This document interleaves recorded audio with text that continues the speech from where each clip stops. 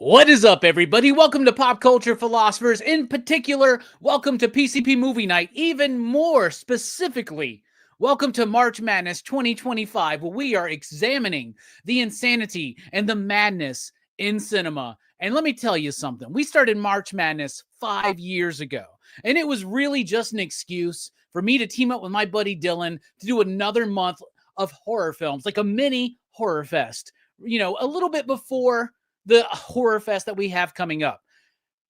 This has truly become a celebration of insanity and madness and the descent into madness in film. And I don't think that we've ever had a stronger lineup lining up with that theme than we do this year. So we got a lot of movies to cover this week or this month.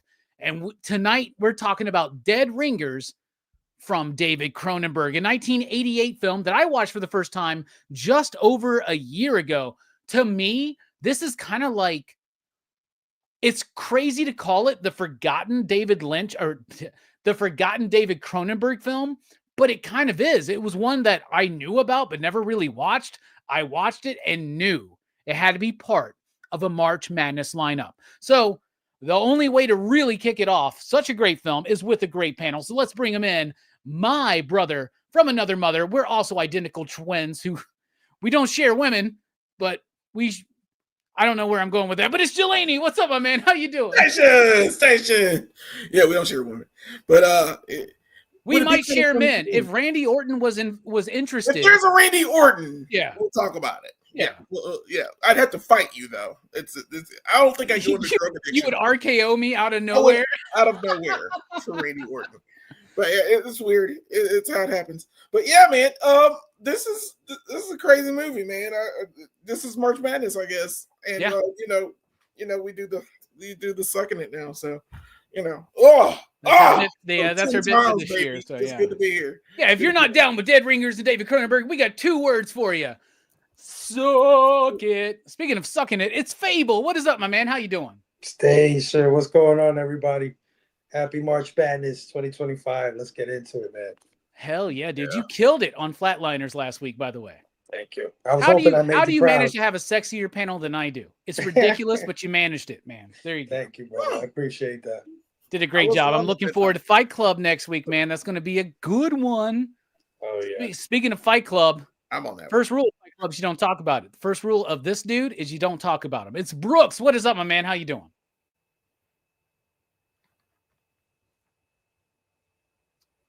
This dude's been doing the bit for 10 minutes, doesn't even realize it. Whole time. 2 weeks later. I got it. You found the mute button? What's up, Brooks? First time watch, right? Yeah. I love this movie because secretly, like, I actually have a twin too, and like sometimes I send him out to do stuff that I don't want to do, and y'all have never noticed. Sometimes he's on PCP Movie Night, I bet. Yeah. Sometimes, like, which one is it? Is it the real me or is it twin me? I kind of guessed there would be that. I knew. Well, what's funny is we actually have Brooks's twin here with us tonight. Yeah, you thought we didn't notice, but we did notice. So now we're bringing you into the same place at the same time. It's Missing Link. What's up, Link? How you doing, my man? Oh. See? You can tell they're twins because they're doing the bit together. Mm-hmm.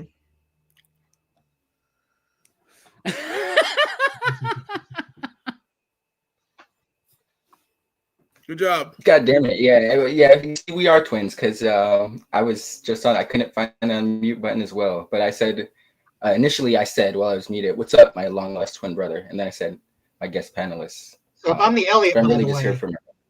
Steph's the bad. I'll be back. I would argue that, actually. I feel like Steph is way more of the Ellie and you're way more of the Bev. But you know what? It doesn't matter. It doesn't matter. We're not here to talk about those dead ringers down there. And as the only black men on the panel, Link and Brooks, I really appreciate you all being here. So here we go. That was a throwback, everybody. All right, let's talk about it. Dead Ringers, 1988. This is the movie that David Cronenberg did in between The Fly and Naked Lunch, which are 2 very different movies. And Dead Ringers, to me, is like nothing else that he's ever done. It is considered one of the greatest Canadian films of all time. And what's crazy is if you think about all the films David Cronenberg has done, they should all be on that list, in my personal opinion. It's not my favorite David Cronenberg film, but I do think it's one of his best. I think it's amazing. He was trying to get out of the genre trap of being a horror or a sci-fi director. He wanted to do something different. This movie gets labeled as a horror film by a lot of people. And I was talking to my homie last night, my friend. I was chilling with her watching this movie, and she's like, well, is it a horror film? And I was like, not really. Like, what is it? It's hard to describe. Like psychological drama with horror elements or something like that. But it is anchored by one of the most brilliant performances I've seen in any of the cinema that we've discussed here on PCP Movie Night. Jeremy Irons playing two roles. This movie's about twins, identical twins. They're gynecologists. They're very, very popular. They invented like a tool or something like that that's like changes the industry. But it is about their slow descent into madness. There's a lot of themes to unpack. There's a lot of story and characterization to unpack. I cannot wait to get into this film. It is based on a novel called Twins, which is an account of a true story. There were these two twins. They were gynecologists, I believe. And this movie is very much fictionalized, but they did wind up kind of getting addicted to drugs, and they wound up dying around the same time from like barbiturate withdrawal or something like that. What a crazy story. An even crazier story is this movie. I love this movie. I first watched it like a little bit over a year ago. I had heard that they were doing an Amazon Prime TV show based on it, which is really good. I've watched that, right? Rachel Weisz plays the characters of Bev and Ellie. So they gender swap it, but it still works. It still works really well. They modernize it a little bit, but all the elements are there. But this movie stands apart from that. It is incredibly well done. It is riveting from the get-go. And a part of that, of course, is the performance by Jeremy Irons, but a lot of it is just the complexity of the story and its themes and the way it's shot, the way it's put together. It is also a special effects masterpiece. We watch this movie and you forget that there's not two Jeremy Irons. You know what I'm saying? Like, he plays two twin brothers, both very different. So he performs them very differently, but also the technology that is used, which was revolutionary and new at the time. This is one of the first times they used computer motion capture to kind of make sure it's flawless. How many times have we seen these movies where they're like twins, but they're played by one person? You can see the split screen. You can tell that they're not really acting with each other. Bruh, that is not existent in this film. I think it's a damn near flawless film.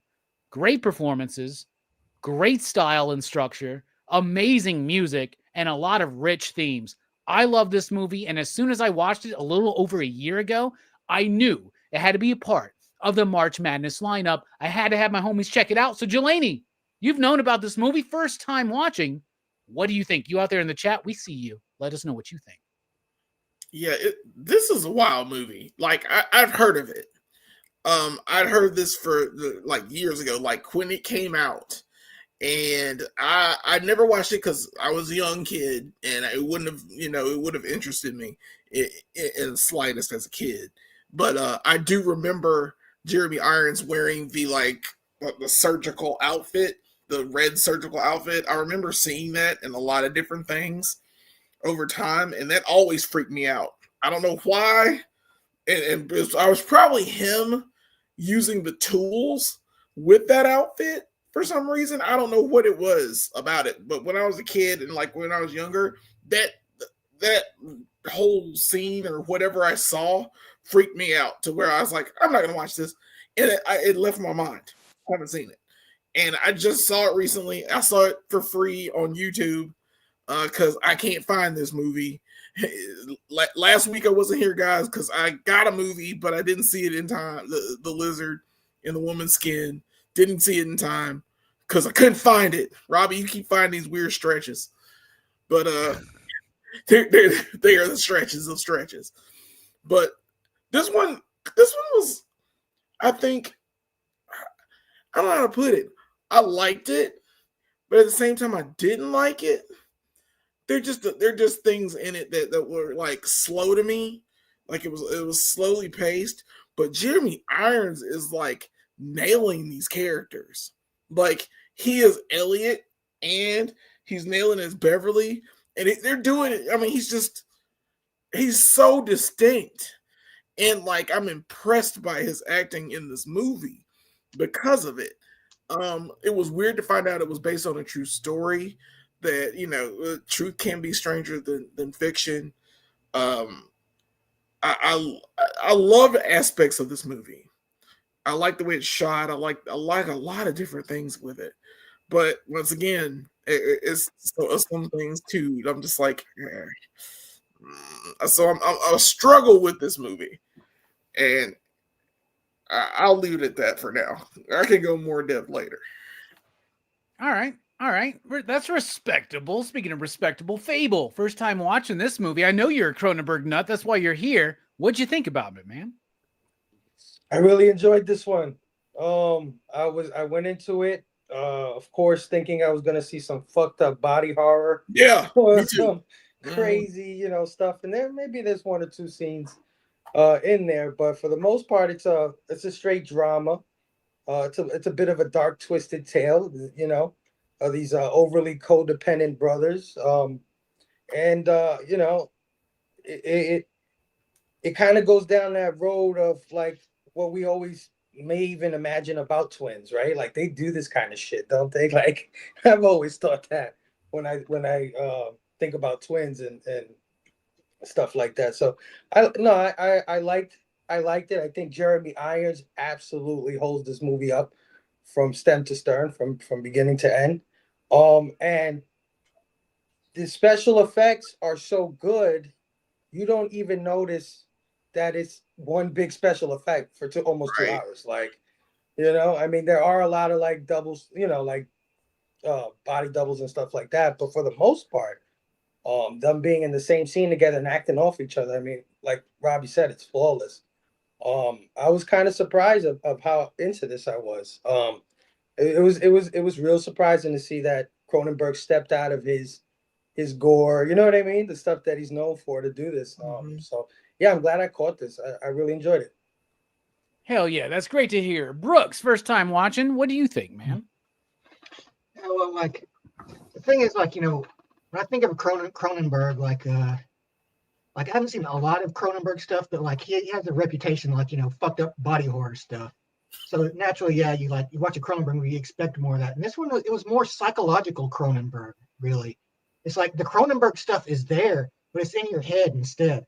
Like instead of like, there's the dream sequence where like with the weird umbilical cord with him. That's basically the only like Cronenberg thing. My favorite part of that whole bit was like the way he like awakens from that dream and like just slides out of his fucking bed like it's a goddamn water slide or some shit. I don't know why, but it cracks me up. We were laughing like a motherfucker watching it last night.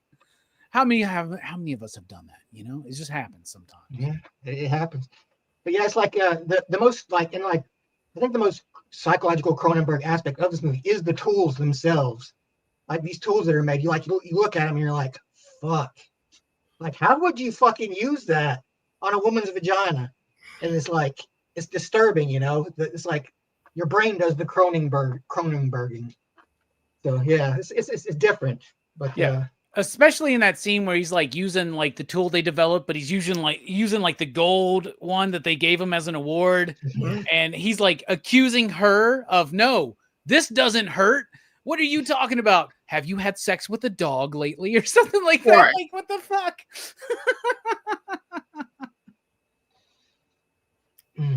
So you liked it, Brooks, is what you're saying. Yeah. I enjoyed it.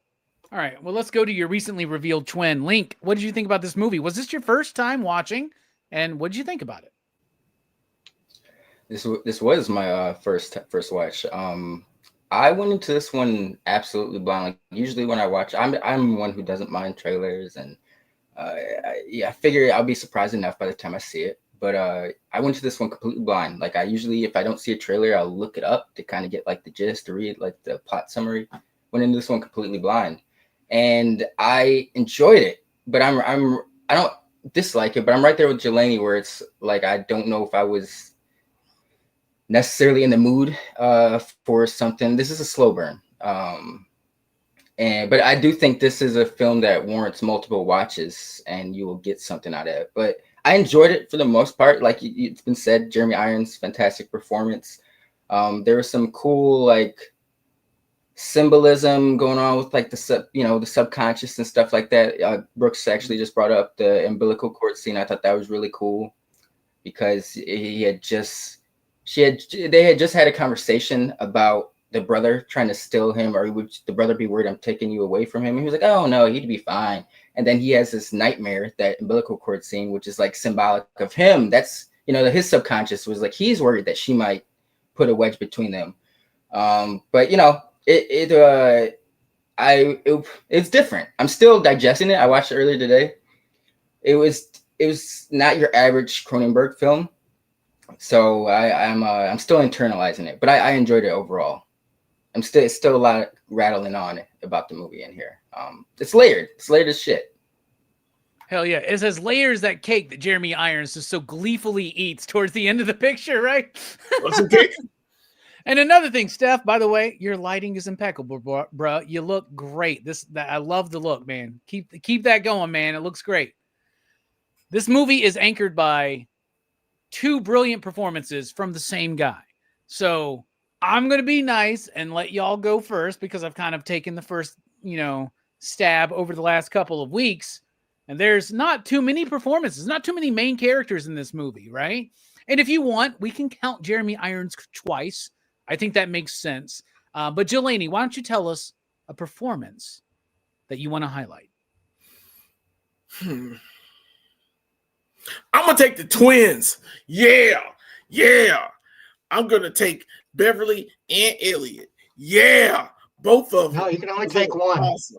Yeah. Those are the rules. Yeah, you got to pick one, man. What do you like better, Elliot or Bev? What performance? I love y'all. You see, the reason I did that is because I'm saying both because I'm picking the kids at the beginning. The kids at the beginning? Hell yeah.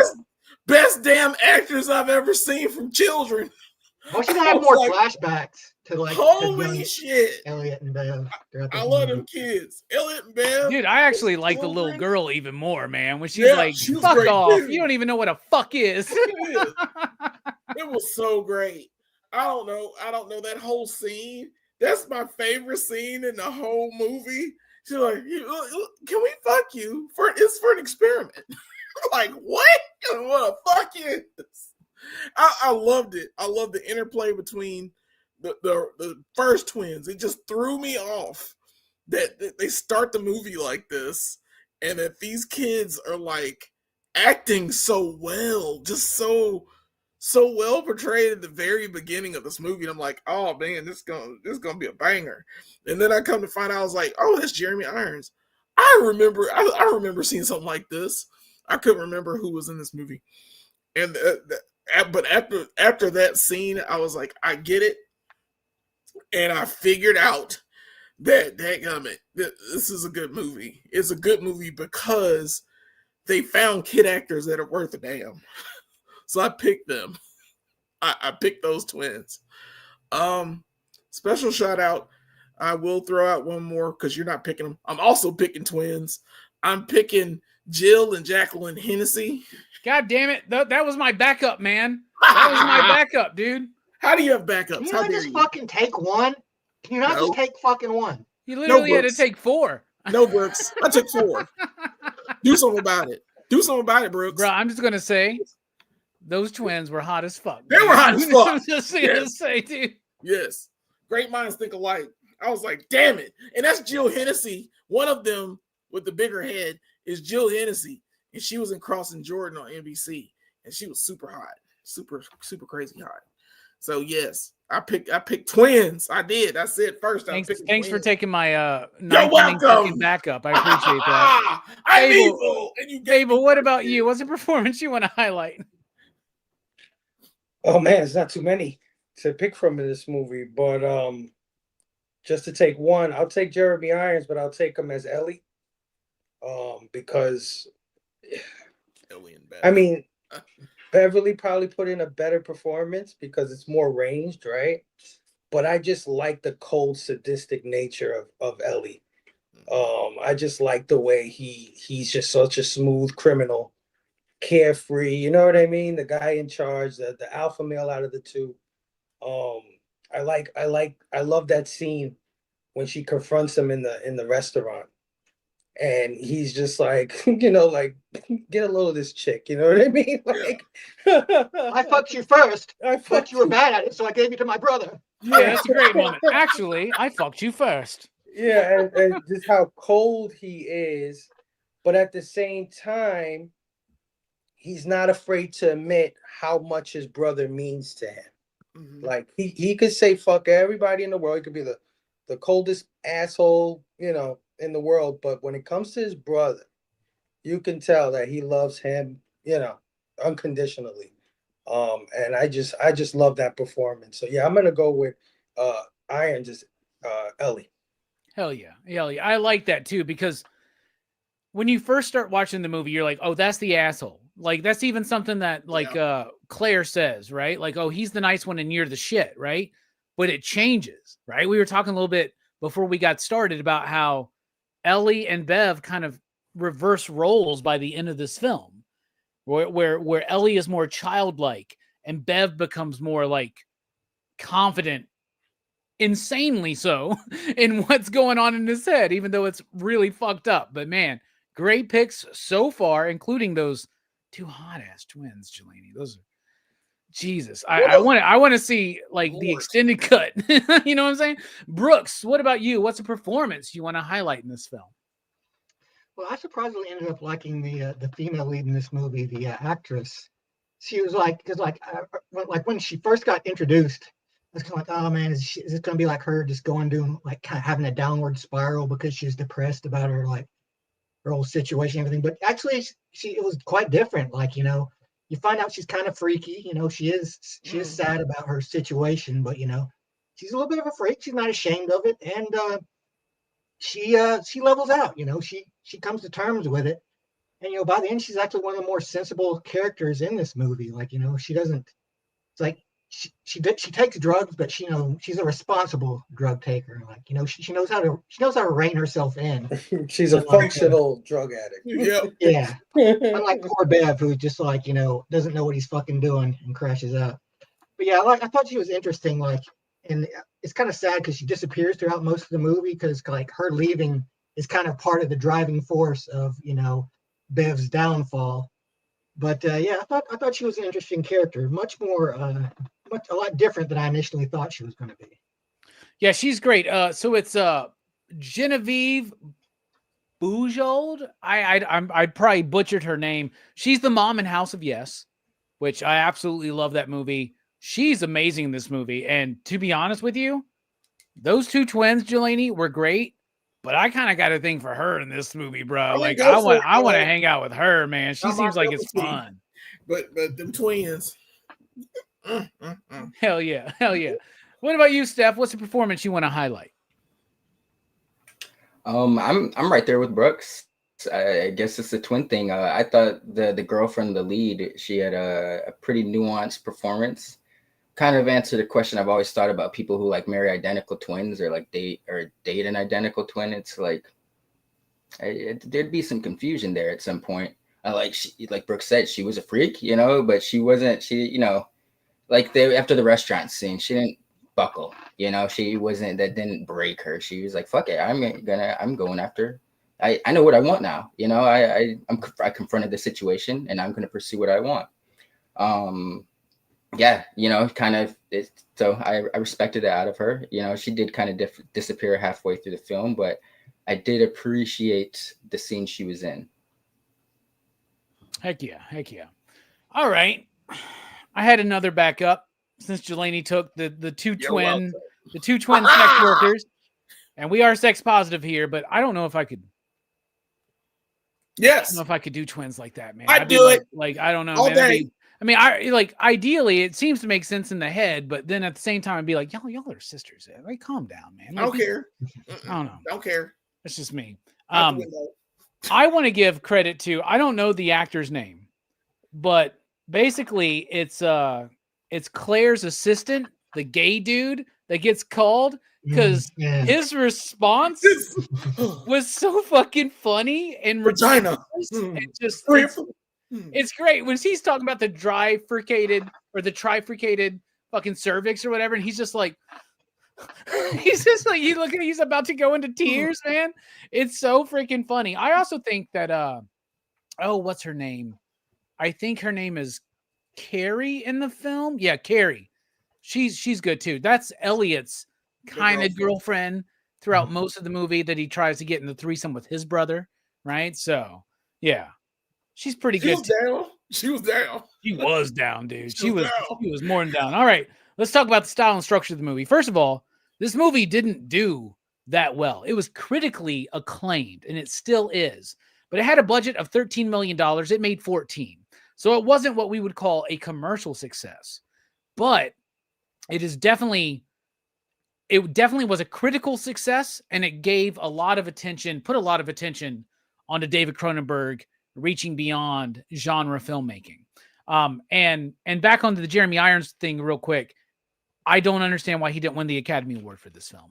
It's absolutely insane. In fact, when he did win the Academy Award a couple years later, he thanked David Cronenberg. And we had a comment talking about that. So yeah. But the style and structure, the style is amazing. David Cronenberg doesn't do much flashy things with the camera. It's kind of like John Carpenter as far as that aspect goes, right? But he gets the job done, and he does it so efficiently, you almost don't even notice it, right? And then he's got his body horror bits in there and his use of special effects. He's a special effects heavy director, especially at this point in his career. But the effects of the split screen, the way they did it, they were able to move the camera. They were using computer tracking very early in computer tracking, motion capture type stuff. It looks flawless. It looks amazing. And the structure is so tight. This is one of those movies that when it ends, you're like, I wish I had 10 more minutes. Not saying that 10 more minutes make the film better, because I think the movie is very strong and very tightly paced. And it runs at a really good runtime, just short of 2 hours. It doesn't waste time ever. Every scene gives you bits of information that you need to know. So I think style and structure, damn, y'all, I think it excels. What about you, Jelani? What do you think? I'm sorry, but to me, it kind of drags in parts. But it's not the whole movie. It doesn't take you out of the movie. I'm not taken out of the movie at all. It just felt a little paced a little slowly for me. I like how, of course, it starts with the kids, and then it rushes to how they made a tool, and have revolutionized gynecology. And then next thing you know, they're in their practice, and they're swapping out. And I like that part. I like the progression, because it looks like it was genuine. Like they just decided they were gonna be two of the same person. They were gonna be one person, and one is the face and the other is the brains or something like that. And they were just working out this scheme in their heads. So I like that. I like that whole setup. It's like Freddy Krueger, Jelani. You'll be the body, and I'll be the brains. Right. It's cool to watch, actually, because it's shot so well. Like, it's back and forth. It's like this person, that person. And then when they're on the screen together, it looks like they're both in the same room. They actually worked that out really well. It works better in this film than it did in Back to the Future. Or Back to the Future 2. It's I don't know what it was. It just looks better. Cronenberg just knows how to make the angles the right way, and the body double worked well, especially in the dancing scene. How Bev's head is like down, and you can still, like, Jeremy Irons as Elliot was just, elevated up.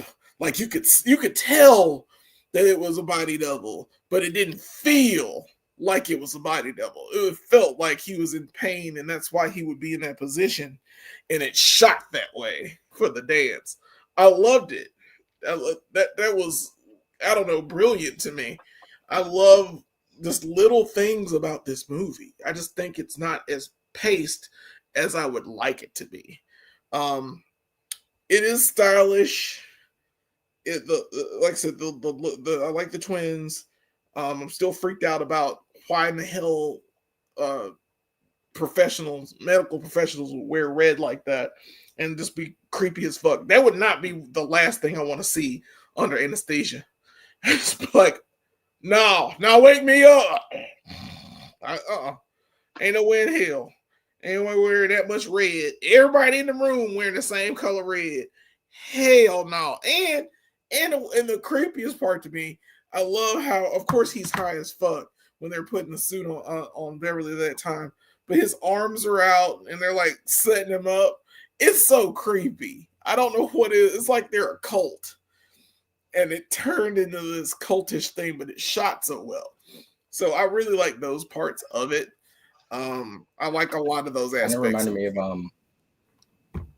I think that scene was kind of like supposed to parallel like a shaman putting on like his holy vestments or whatever, like like a witch doctor or something, I totally get it. I was gonna say, it reminded me of the scene in the Eyes Wide Shut where he goes to the mansion and they surround Tom Cruise in the fucking circle and shit, and the dude's got the robe on sitting. That's getting Fidelio.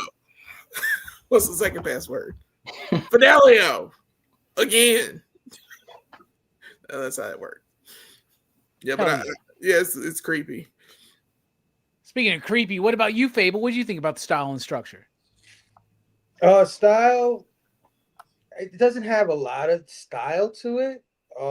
It's a little subdued in a lot of ways. But it kind of fits, right? Because it's like, I don't know, it's like a sterile kind of thing to it that kind of fits with the whole gynecology medical stuff. I am impressed by the special effects. Especially like for me, the scene where Ellie's at the table and Bev comes in and they're talking to each other, and you know what I mean? He's saying to him, I don't want to tell you about my date or whatever. He doesn't want to talk to his brother about it. And I don't know, I thought it was just really impressive because you're just you don't think it's a special effect at all. It's so seamless. It's crazy. And then at the end also, when they're both sitting in their blazers and stuff and from across each other, it's really well done. Structure, I do agree. It does drag at some points. You could shave 10 minutes off this movie. I really do think you can. And I'm going to tell you why, because they spend a lot of time on Bev's downfall, but not enough time on Ellie's. Mm-hmm. Ellie is just fucked up at the end. You know what I mean? And Bev just, he's good again. Like, you know what I mean? He gets with Claire and he's okay again after a week or whatever. Is he? No, because he shows up. He's like, do you have any of these pills? No, I'm giving you this fucking prescription. You got to go do it right now. No, but then he fast forward to a week later. And he's like, my brother didn't call me at all. And he's fine. I think he slips into that stuff once he gets with his brother again, but they like fast forward through that last chunk of the movie. Yeah. So it looks weird. It's like rushed at the end. Right. It feels a little rushed. That's what it is. It's a pacing. If anything, I think it needs a little bit more time padded on to that ending, maybe. Maybe, but I would have cut some stuff in the middle to extend stuff at the end. But anyway. And the end it leaves me a little wanting, I mean, I get the thematic elements of it. I understand it, but it's I don't know. I guess I wanted something a little crazier. You don't really get. I was to expecting see, Cronenberg. Yeah, you don't really see Ellie's body the way I want to see Ellie's body. You know what I'm saying? Like after he gutted him and shit, like you don't really even see him gutting him at all. Mm-hmm. And I think that would have been cool. But I understand when you think about it from Cronenberg trying to step out of that world, it was probably a conscious decision to not focus on any of the gore. On the gore. Yeah. To that gore point, I did have someone walk in while I was watching that disembowelment scene, and they're like, "Oh my god, what is this?" So, I guess it was subtle enough that the common person would be like, oh shit, what's going on? Yeah, but it wasn't full Cronenberg. But it was disturbing enough that someone who just caught a glance at it is going to be taken aback. Yeah, I felt it was a little tame, but I'm just like, but again, I'm the guy who's expecting this stuff, right? Because I'm in my mind, I'm like, it's Cronenberg. Most people don't have that mindset. But yeah, no, I thought it was pretty good. I agree with these guys for the most part that the pacing is a little off at the end, but style and structure is pretty good.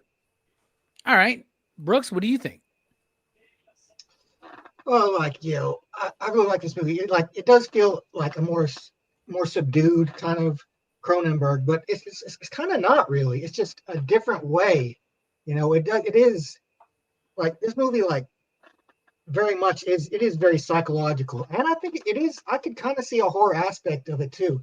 It's kind of the idea of madness, like and there are different varying degrees of madness. Some people's idea of normal things are like bizarre to other people. Like, if you grew up with a twin brother and you'd always like acted this way, you probably wouldn't think like, much about it. Like, oh yeah, like brothers always share like, women or whatever. It's like, but to regular people, it's like, that's weird and fucked up. You don't just like, have sex with somebody under the impression that you're somebody else. That's kind of bad. But yes.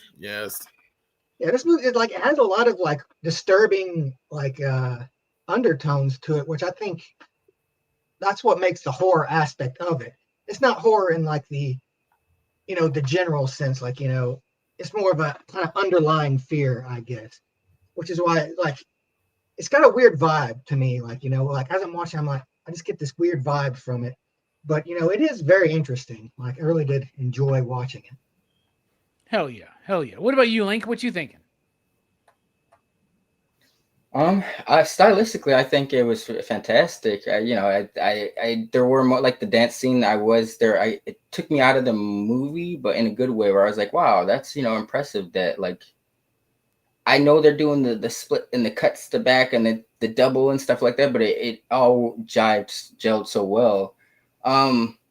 And Brooks hit it on the nose. Like I think the horror of it is like the complexities of like human emotions at the end of the day and how tangled that shit can get.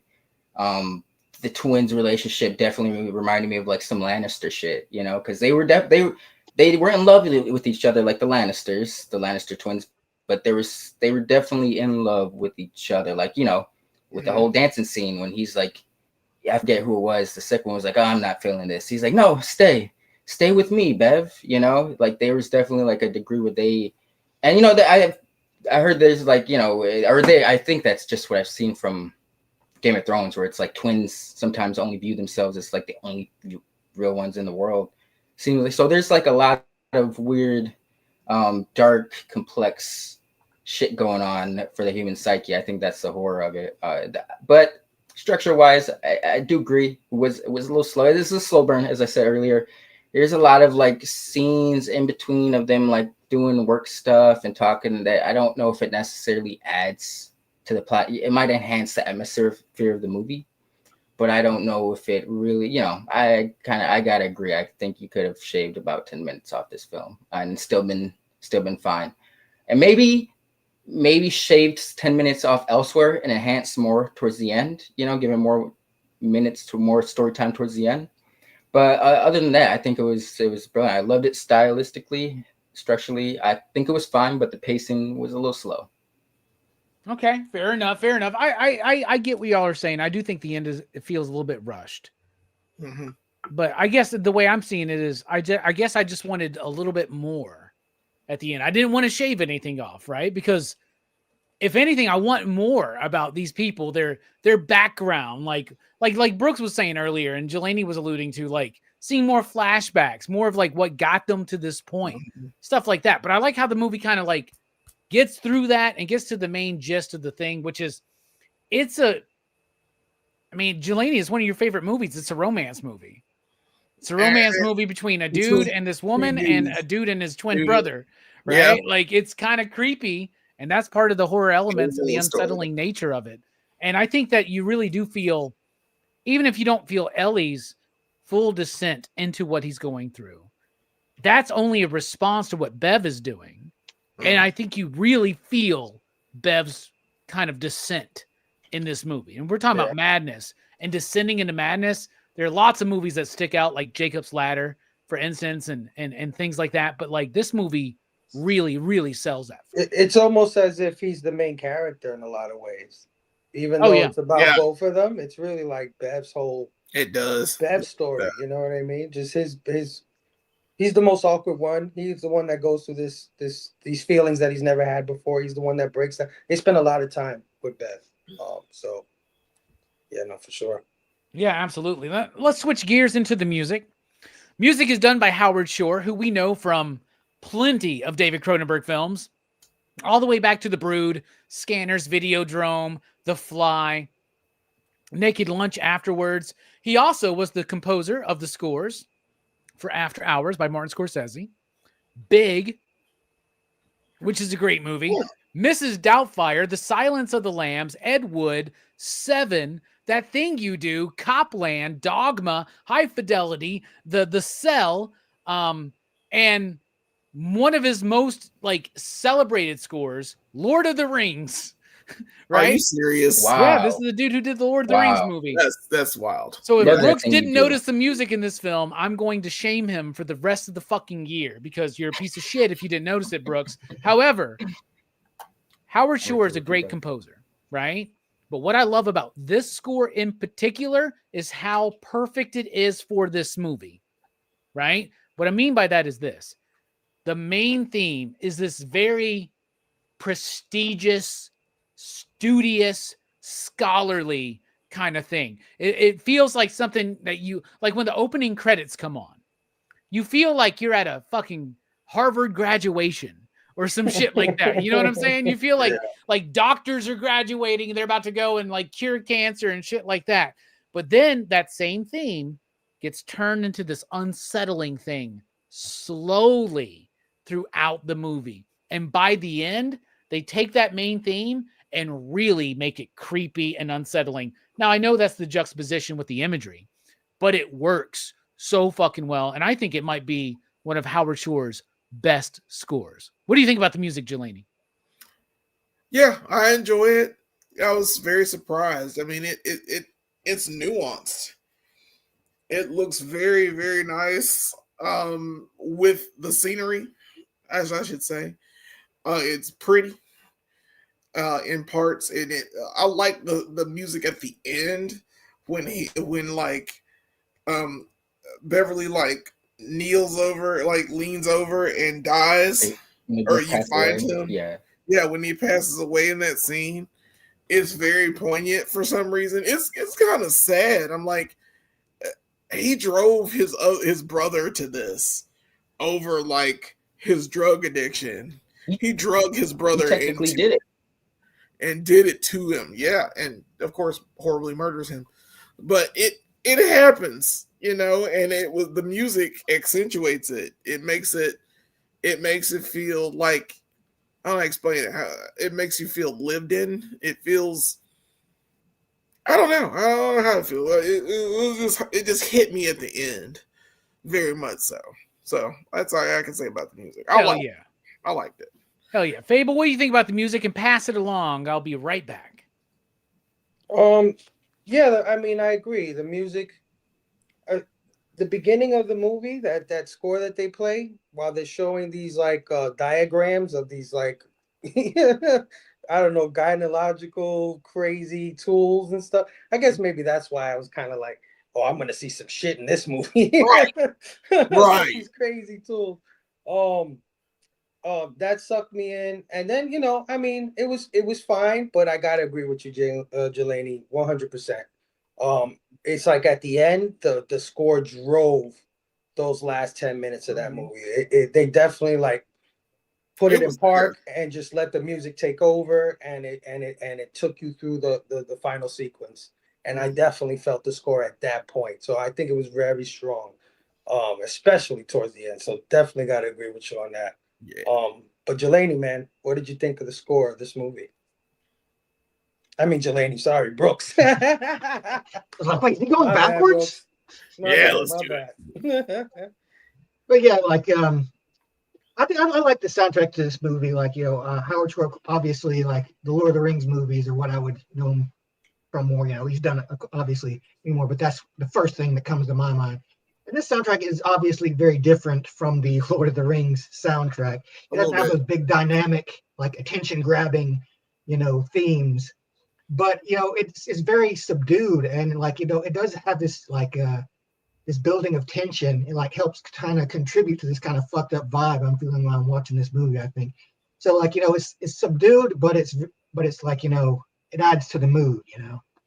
So pretty good soundtrack, I would say. Hell yeah. I want to give a special shout out and a thanks to Eddie Von B for the super chat. Thank you so much. Yeah. We don't get them so much on PCP Movie Night, so it always makes us feel very, very happy. We got to split $2 5 ways. So we'll figure that out later on. What about you, Link? What do you think about the music in the film? I'll keep it a buck with you. I'll reiterate what Jelani and Fable said. I took notice of it at the end. Like, I think what you were saying about the score being flipped on its head, it was very effective at the ending or towards the ending. But the fact that you told me that he's done all these amazing movies since then, I love that thing you do. Like, and it's Tom Hanks directed it fantastically, but a big part of that is the fucking the music in it. So that's definitely increased it for me. I'm thinking of Futurama, where Fry meets God, and he's like, you know, if it's just subtle enough, people won't know you've done anything at all, and that means you've done a good job. And I think that's for this movie, because the movie definitely, the music carried its weight throughout the movie. I just think it was way more noticeable and effective towards the end, but I liked it. And he did big, dude. Like, talk about Tom Hanks. He did big. Wow. That has a big score in there. Yeah, I love it. Howard Shore is absolutely brilliant and a very, very solid film composer. All right, let's get into the themes of the movie. I think this is where the movie really excels. Is it subtly and obviously exploring many different themes. Jelani, what did you pick up on? What's the movie saying to you? A few things. A few things. The obvious ones, drugs are bad, okay? Don't do those drugs, you know. Hey, smoke weed every day. But everything else is, if whatever they were doing, Dilaudid, heroin, pills, whatever he was jacking himself with when the secretary walked in. Morphine. Sure it was Dilaudid. It was morphine. That stuff. Don't do the hard drugs. It's a waste of time and effort. I mean, when you start to get to the needles, I think you went too far. But that's the basic one. The more complex one is twins and their connection. How one affects the other. One is influenced by the other. There were two sides of the same coin, I guess, or however it's called, two halves on the same coin. And when one fell, the other coin has sides. Two sides. You know, thank you, Brooks. Thank you. But yeah. The more you know. Right. But yeah, it's more so that these twins wanted to, one is an alpha, one is a beta, more of a follower. And they began to switch personalities towards the end. It turned into like this, I don't know how to explain it. It's just a juxtaposition of two people. And the fact that one can influence the other. Sometimes that happens with siblings. It happens with friends. It happens with a lot of different people. But this took it to another extreme where one was absolutely insane, making freaking tools and trying to use them on people. and thinking that's revolutionary, and the other one is like trying to cover it up and hey, you know, I apologize for his behavior. It's gonna happen. Shit happens. Let's move on.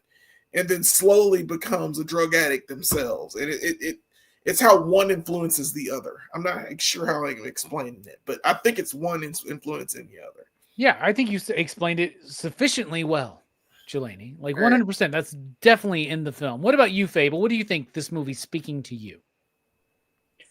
I think it has an obvious theme, like one big obvious theme, which is like separation anxiety. And I think that is just like the overall theme. But I'm gonna go with something that hit me personally, and I think knowing Rockin' Robbie and knowing Missing Link, you guys appreciate this one.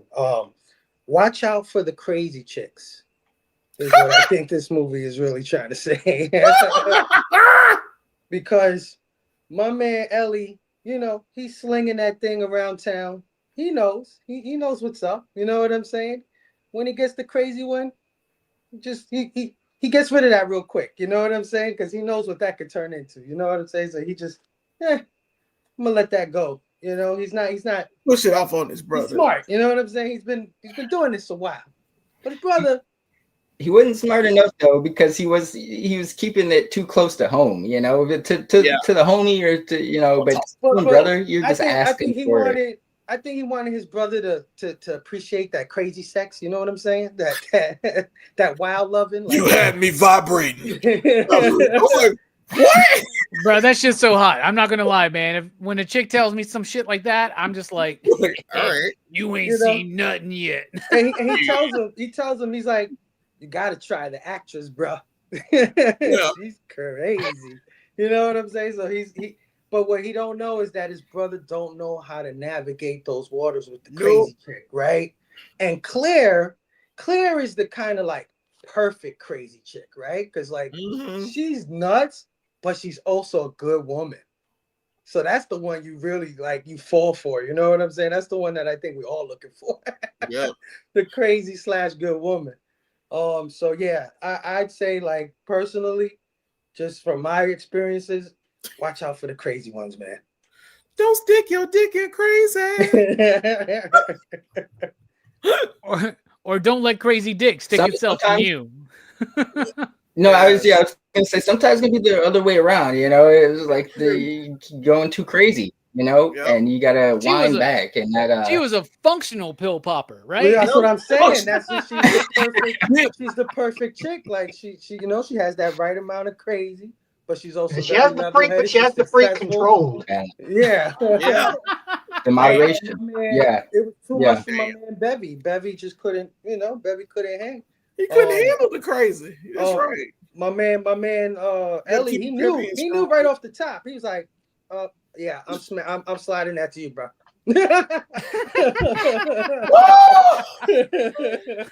Speaking of sliding it to you, bro, what about you, Brooks? What's this movie speaking to you?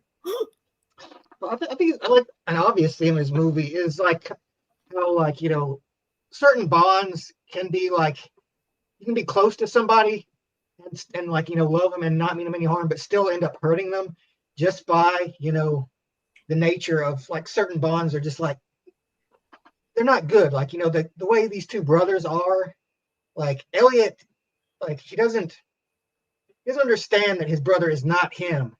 Like, and you know, they're so dependent. He's like, Bev seems to be more dependent on Elliot. Elliot seems like he might be more of an individual who'd be able to get by on his own.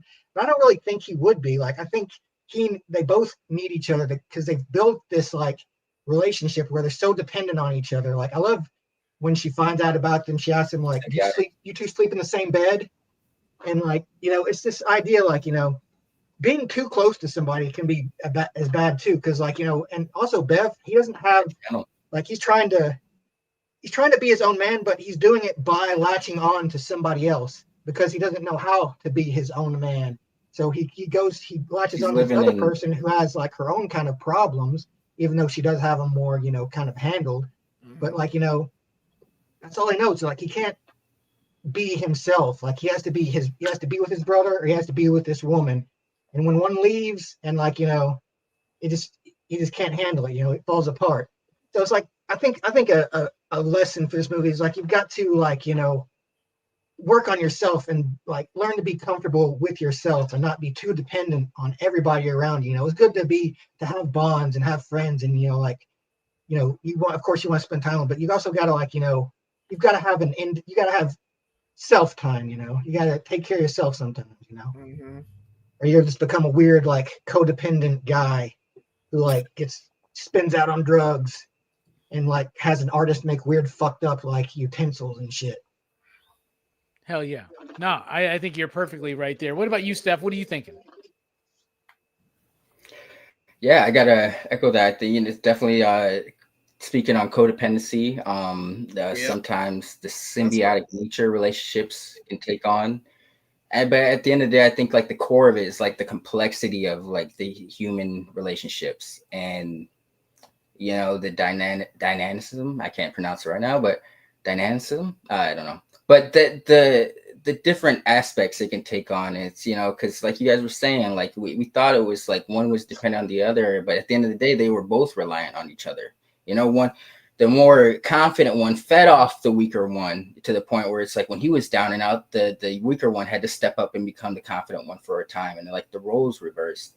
So I think it's definitely speaking on like the complexities, human like relationships. Yeah, there's that whole bit where Ellie says, without his research, I don't have work. Like, right? He's just as dependent. Yeah. But when he takes the drugs too, like he's like, I'm all I gotta do is sync up with him and we'll be okay. Like I just gotta match his vibe and we'll be all right. Yeah. Yep.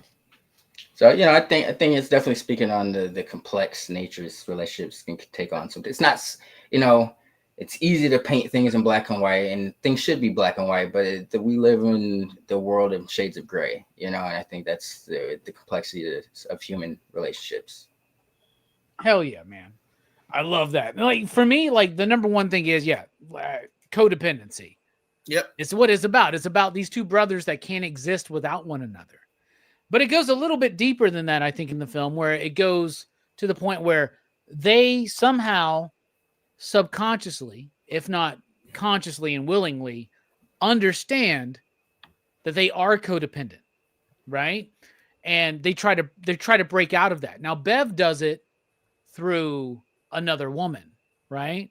So his codependency with his brother gets replaced by this woman. And that's why when Claire goes off to make that movie, he's like, 10 weeks is such a long time. He spirals, bro. He can't maintain. He can't control it. He needs somebody there. He's not comfortable with himself. Ellie comes across as very comfortable with himself, but he is only a product of his brother's genius. And he recognizes that. That's why he says that in the movie. Like, he does the research. Without his research, I don't have anything. I can't continue my practice without him, right? And what's really striking to me, and what I love about this movie, is that Elliot comes across as such a shitbag in this movie. But then towards the end of the film, maybe like the last third, you start seeing how much he cares about his brother. You first see it, I think, when Claire breaks up with Bev. After she finds out, she throws the water in his face. Elliot's laughing. Then he looks over and Bev is crying. What does he do? He doesn't ridicule his brother. He goes, hey, what's wrong? Let me go talk to her. I'll tell her it's all my fault. Like, he wants his brother to be happy, because if his brother's not happy, he's not going to be happy. Yep. Because they got that codependent relationship. And that's what eventually leads to the tragic sequence of events at the end of the film. Even so much so that when Bev has killed Elliot in a drug-induced state, trying to perform surgery on him, he leaves the apartment, gets ready, calls Claire, can't respond to her, hangs up the phone. What does he do? He immediately goes back into that apartment to lay there and die. And that's the end of the film. And it's sad and it's tragic. And we don't have to have identical twin brothers or sisters to understand codependency. It's a very, very real thing. But the other thing is they wanted to be free from this codependency. And in such extreme fashion That's why the Siamese twin shit gets brought up. I'm going to perform the surgery to free us, right? There's another element of the film. Why are they so obsessed with the insides of women's bodies? Right. That's because, basically, to sum it up, they want to crawl back into the womb. Yeah, they want to go where back. they were one together. Right. They are two halves, and neither of them in this film feel complete without the other. Yeah. Right? Yep. And that's the big part. And that's why the original movie poster is both Elliot and Bev merging together into one image. And what's that one image in the middle? It's Claire. Mm-hmm. Yeah. What an interesting take on the love triangle. What's the twist? You know what punctuated that for me, what you're saying right now, is when the scene you just described, when he calls Claire and she says, "Who's this?" He can't answer because he's not him anymore. His brother's dead. You know what I mean? Like, I think her just saying, "Who's this?" is what was like, yeah, gotta go. You know what I mean? Oh, yeah, that's really profound. I like that. Yeah, that's good. Fuck yeah. This movie's pretty deep and resonant, but now it's time to rate this motherfucker. Out of 5 possible you digs, you out there in the chat, what do you give Dead Ringers? Jelani, kick us off here on the panel. I liked it a lot. I have to watch it again just to be sure I liked it a lot more. For this one, I'm going to give this one a 4. It has some pacing issues for me. It's slow. It's a slow burn, and it does work in parts, but it does rush itself at the end. It feels very rushed. I love the camera work. I love Jeremy Irons in his performance. He's amazing in this. Where the casting director for these kids. Oh my God. Why can't we find cast directors like that now? Why can't we get people like this? I don't know, man. It's because stupid kids in film, man. I hate kids in film. Y'all know that. But this worked out this time. It worked out really well. And Cronenberg, he's an auteur, and you can tell that his craft is going to shine when he puts it on film. And this is an excellent film for it. I just don't think it's not Scanners, but it's not supposed to be. So I'm going to give it a 4. Hell yeah. 4 from Jelani. What about you, Fable? What you think? I think I'm right there with Jelani, man. I think I'm going to give this a solid 4. I think it's the most subdued Cronenberg I've seen to date. I don't know if I've seen every one of his films, but this is definitely one that, I mean, you could have said it was somebody else, and I would have believed you. You know what I'm saying? You could have said it was a different director, and I would have said, okay. But ultimately, I think what holds this movie together is Jeremy Irons' performance. Because it's a good story. It's a good twisted tale. I like it. It's good. Yes, it does have some pacing issues. I agree. It does feel rushed at the end. But I think Jeremy Irons is so damn good that you're just attracted. You know what I mean? Like, you're focused in on him and what there's going to happen with him and his characters that he's playing. And that just carries you through the end. Mm-hmm. So it's not the perfect movie, but it's really solid. And it has a lot of good themes too, I think. Like you said, I think Link said it's really layered. So yeah, 4. I think it's a solid 4. All right, 2 4 so far. What about you, Brooks? What you sitting on? Yeah, I agree. I give this one a 4 as well. Like, it's very good, but I have to say I do feel a little disappointed. I expected, because I did expect a little more body horror from this one. Like, I thought what was going to happen was that they were going to get fused together somehow. Yeah. In this weird, dual Cronenbergian thing. But it's not that kind of movie. And I think once you come to terms with that, it's not your standard Cronenberg movie. You can probably enjoy it more, but it does feel like it drags a little bit, but still like a very fascinating movie, and one I would definitely consider rewatching at some point. All right, 4s across the board so far. Link, what about you? What do you think? Let me go against the grain. I'll give it a 4.25. Only because I agree with everything that these previous gentlemen before me have stated. But I think this conversation has definitely enhanced it. And this is, like I said earlier, like I was still trying to internalize this film. Like this is definitely a film that kind of leaves you thinking afterwards, and I can always respect that, even if like there's structure issues or pacing issues, style issues, whatever it might be. If it leaves me thinking at the end, I can always respect that.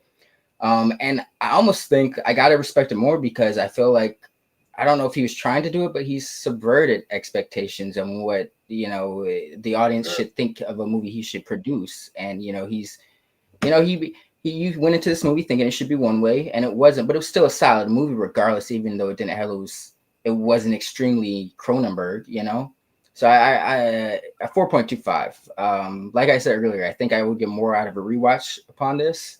I wasn't necessarily in the mood for this when I first watched it, which was earlier today, but it still stuck with me, so that counts for something. So I can only imagine that I get more out of it if based upon a rewatch. So I'll give it a 4.25.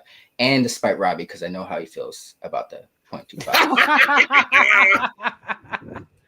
I'll allow it. For me, I'm gonna go 4.2 or 4.5. Fuck, I almost said 4.25.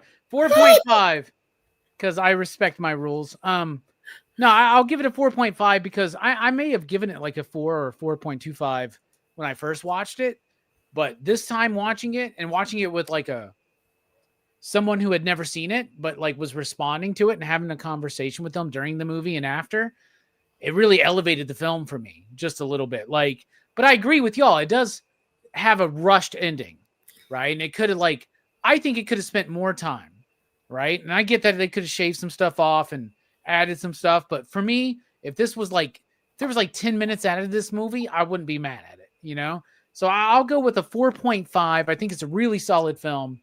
And I think it's one of Cronenberg's best, but that's not saying too much because most of his films I consider some of the best of his career. It's not my favorite Cronenberg film by far. That's Videodrome, The Fly right behind that. But I think Dead Ringers is definitely something that needs to be appreciated and discussed more for more people.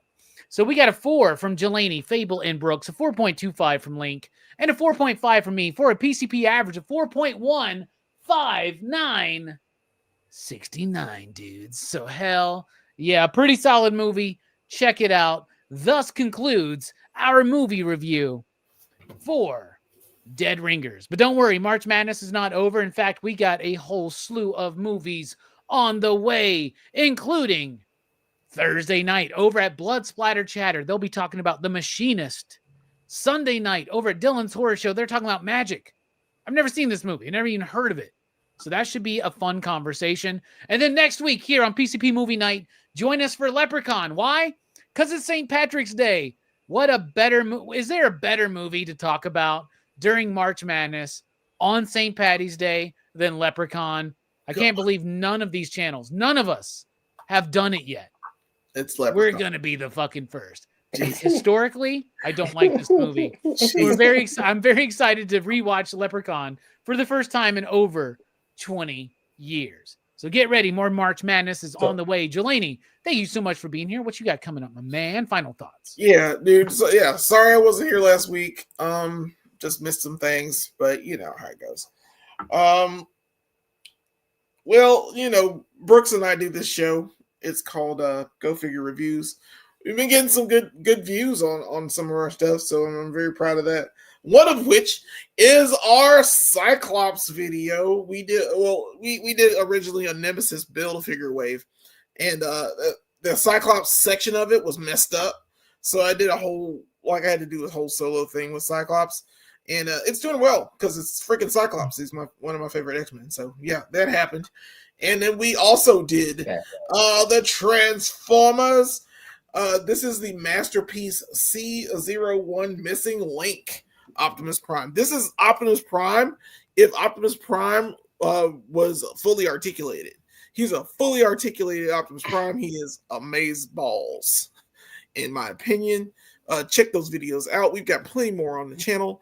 We're gonna do live streams soon. We got a house tour coming. We're gonna do a whole bunch of fun stuff. We're even gonna do a vlog, our first vlog. So check us out. Go Figure Reviews, and check us out. Like, share, subscribe. Thank you. Heck yeah. Thank you so much for being here. Fable, thank you for being here. What you got coming up, my man? Friday, 9 p.m. Eastern, the all new, all different Blame Fable show. Nice.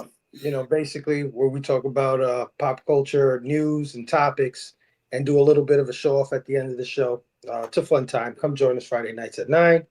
And then the following week on Tuesday at 9 p.m. Eastern, my second film in the March Madness 2025 Fight Club, man. This movie is March Madness all over it, bro. Like I cannot wait to get into Fight Club. Of course, Jelani's gonna be there. Yeah. My man Rockin' Robbie's gonna be there. Big Verno is gonna be there. Big Herm is gonna be there. That motherfucker better drink 5 Pepsis, man, so we can stay awake. And my brother Scotty Vaughn is also going to be there, so it's going to be a good time reviewing this movie. It's been a while since I saw this, and I was cutting up the intro video for it, and I was just like, damn, man, shit made me want to watch the movie right there and then. So yeah, come hang out with us for my second movie in March Madness Fight Club, Tuesday, 9 p.m. Eastern, man. Hell yeah. Brooks, thank you so much for being here. Final thoughts, my man. Well, I would say a quote from the movie, but I'm the twin who didn't watch the movie. So all right. Guess when we switched out. Yeah, fair enough. From the twin that did watch the movie, Link, thank you so much for being here. Final thoughts? Come check us out this Thursday over at Bliss Butter Chatter for Verno's second entry into March Madness. Brad Anderson's 2004 flick, The Machinist. Very crazy film. But yeah, I'll be on that next. But final thoughts. I think, if anything, after this film, we've learned how to fuck.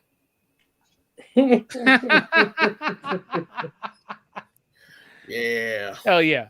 For my final thoughts, once again, March Madness is upon us. We are just getting started, y'all. We got a great lineup this year. It continues Thursday night on the Blood Splatter Chatter with the Machinist. Magic on Dylan's Horror Show. Next week here with Leprechaun on St. Paddy's Day. And, of course, Fight Club the following Tuesday. That's going to be a great show. And that movie is...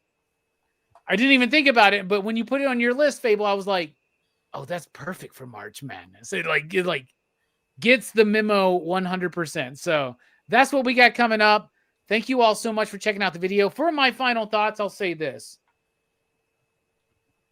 I want some cake and some orange pop.